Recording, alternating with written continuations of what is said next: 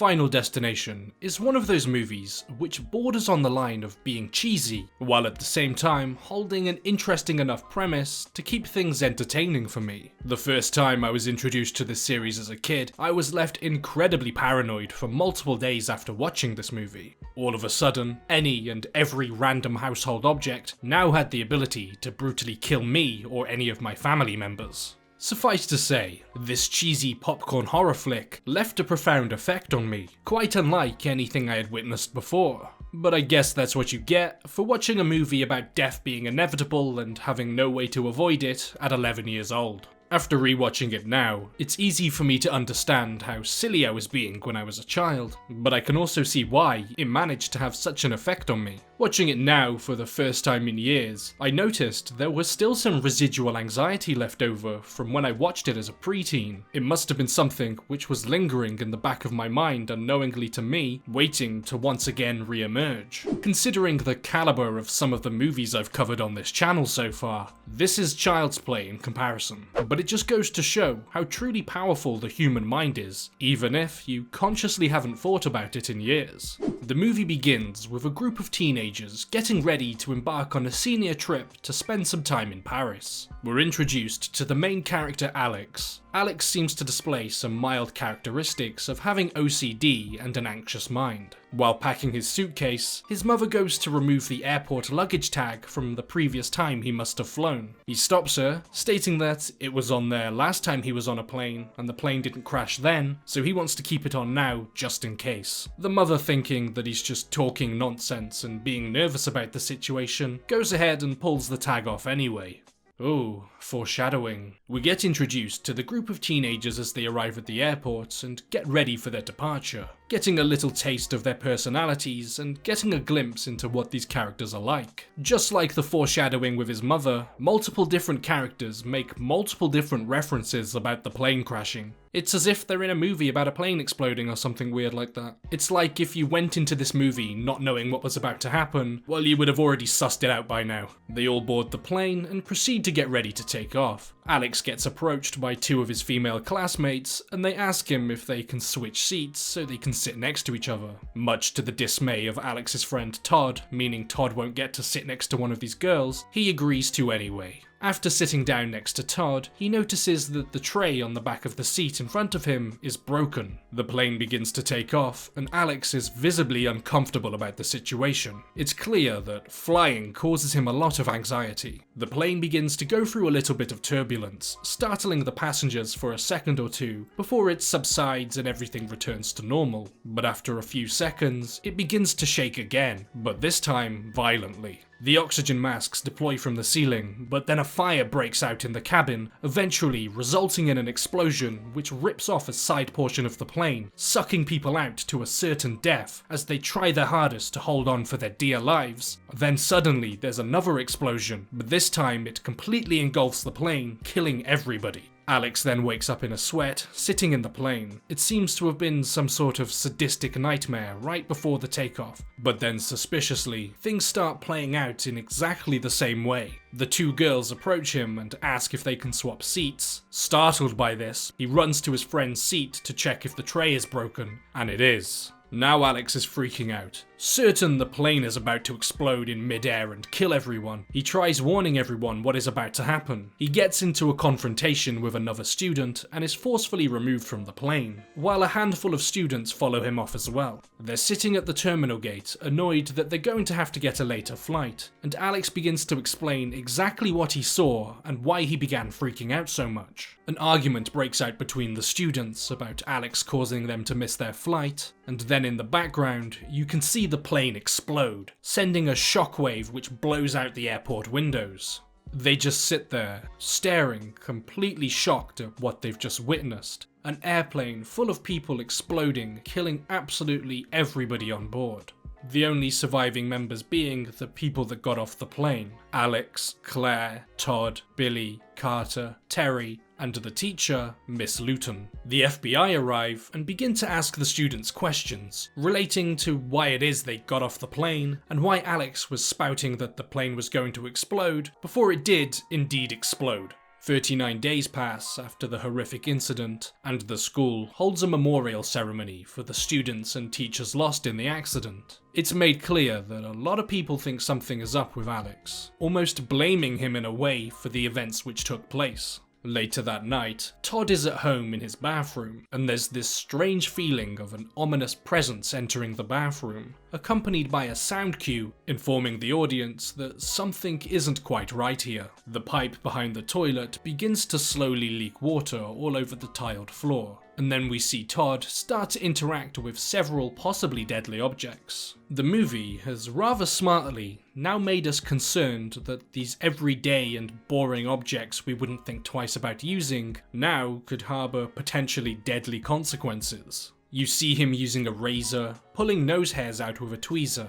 pulling a plug out of the electrical socket just as the water has almost made contact with him. Those things were completely harmless. Even though it clearly sets up the expectation of something happening then, he seems to be completely fine, and those things turn out to be harmless in the end. Todd walks over to the bathtub, where he has a washing line with some clothes on, but he slips on the water, with his neck falling directly onto the wire, and under the weight of his body, the wire snaps and wraps itself around his neck, holding him in place in the bathtub. He tries his hardest to free himself from the wire, but despite his best efforts, it was all in vain, as eventually he succumbs to the strangulation and dies alone in the bathtub.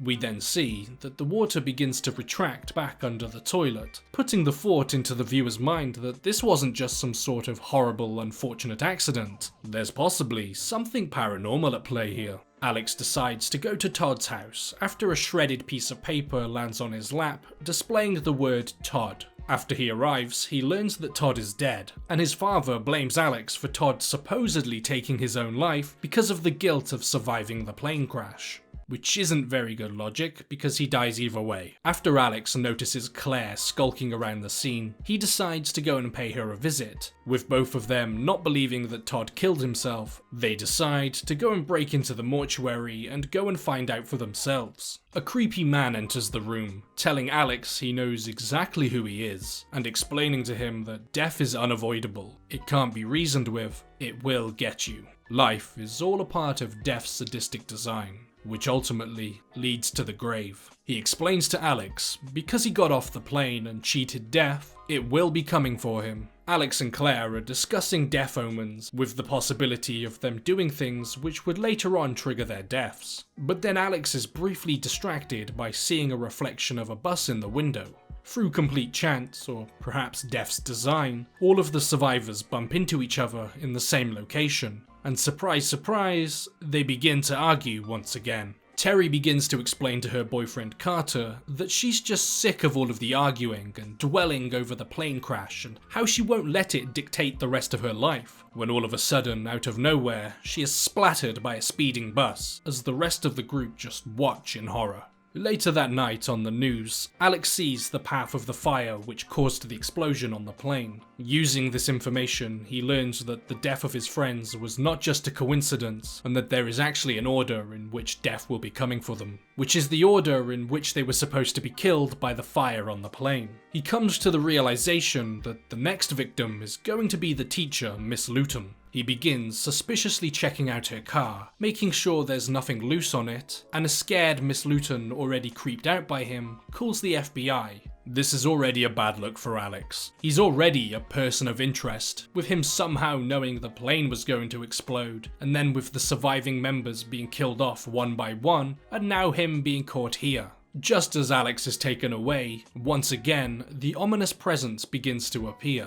Just like before with Todd, we start to be hyper-focused on everything in her house which could possibly kill her. After an interrogation, Alex is let go by the FBI, as they have nothing which they could use to hold him. We then see that Miss Luton fills up a mug full of vodka and ice, which results in it creating a crack in the mug, causing it to leak liquid. Without her realizing, she leans over her monitor, resulting in some of the liquid dripping down into it, which then causes it to explode, sending out shards of glass flying into her neck, and then resulting in an electrical fire which then begins to engulf the house. She falls down onto her back in the kitchen and then attempts to reach for a towel to hold against her neck. And as she manages to just reach it, she accidentally pulls down the knife rack, resulting in one of them landing directly onto her chest, piercing its way inside. Alex returns to the house, certain that she's in danger, and he finds her lying there, covered in blood with a knife sticking out of her chest, as the fire is raging while her gas stove is on.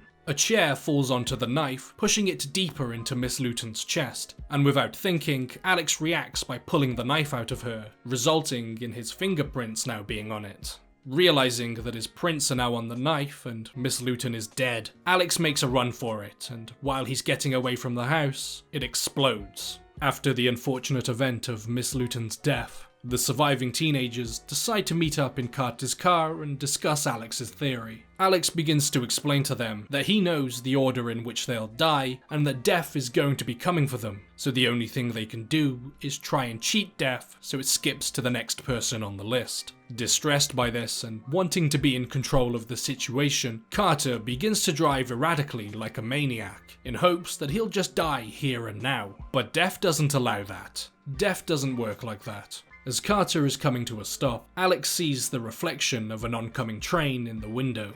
Before then realizing, Carter has stopped on the middle of some train tracks as a train is hurtling directly towards them. They all get out of the car, and then he decides to get out at the last minute, but his seatbelt is stuck. As the viewer, you're convinced that it's his time to die, and there's no way they're going to free him in time. But thanks to Alex ripping him from his seat, he's able to get away just in the nick of time. After they're all out of the way of the train, Billy begins to shout at Carter about the whole situation which just unfolded. But before he even has a chance to see it, a piece of metal is flung up from beneath the train, decapitating Billy right there in front of everyone. After the death of Billy, Alex believes that he is now next in line. But he has a plan. He's going to stay at Claire's deceased father's cabin and rig it up in hopes of cheating death so he'll be safe. But after decking out the cabin and supposedly surviving an attempt on his life, he comes to the realization that he's in fact not next, it's Claire's turn. A power line falls down in Claire's yard, sparking high voltage electricity everywhere.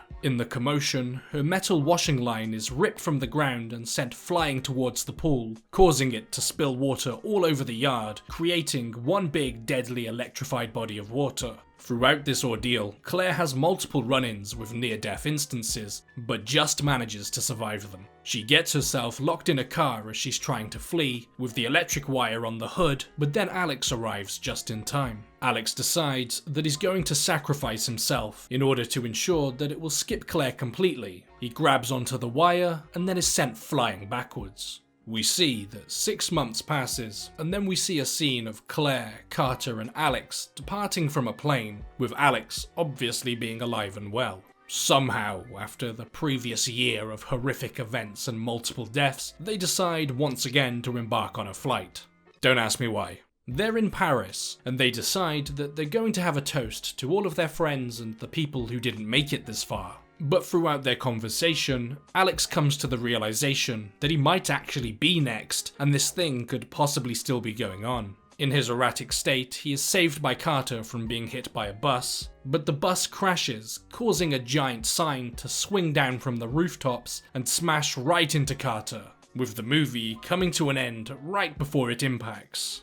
At the end of the day, Final Destination is a cheesy popcorn horror flick, which involves a group of people coming to the realization that they're going to horrifically die before, well, they horrifically die. It's pretty easy watching and doesn't do anything all that impressive in terms of horror, although it did make 11-year-old Will paranoid for a few weeks. But it does make you think about mortality. Its message is that death is unavoidable, and no matter which way you look at it, what you try to do to prevent it, it's coming, and that's just a given. But to be honest, that's fine. Under all of the death and destruction, it does make me think about that what's the point in pondering about death? It's inevitable, there's nothing we can do about it, so I'd rather spend what time I do have on this planet enjoying my day to day. So this movie left me thinking that I should try and not get caught up in the little things, which in the grand scheme have little or no effect on anything. Because after all, we might just blow up in a plane, so who cares?